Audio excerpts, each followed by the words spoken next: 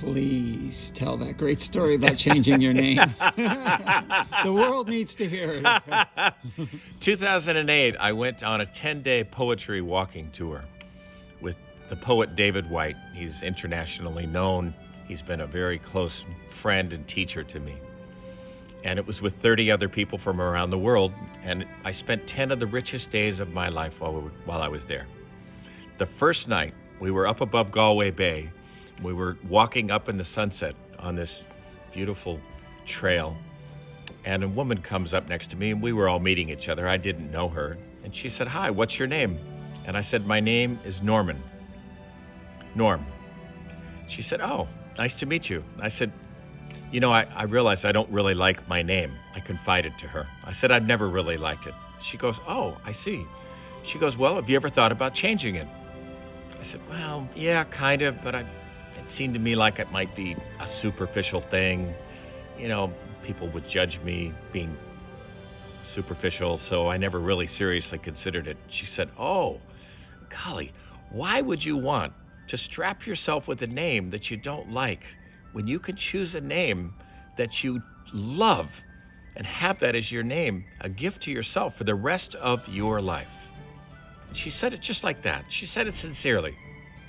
And I said, "You know what? You're right." I mean, what she said struck me as deeply true. So right then and there, I decided, because I did not like my name, I've never liked Norm or Norman, ever. It just seemed like a big mistake.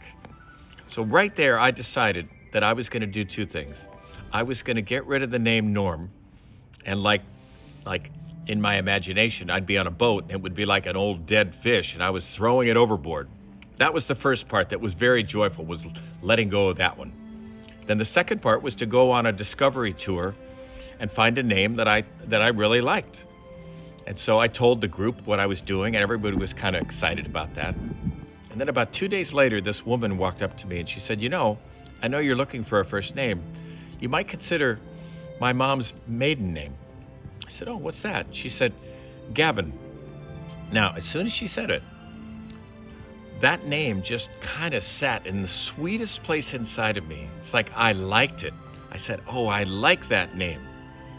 And that's the name that I chose. And I absolutely love that name. I've had it now for 12 years. I love introducing myself now. I love having it on my website. And it's true. It's one of the most sacred gifts, the most rich, enduring, continually, giving to me gifts I've ever given myself.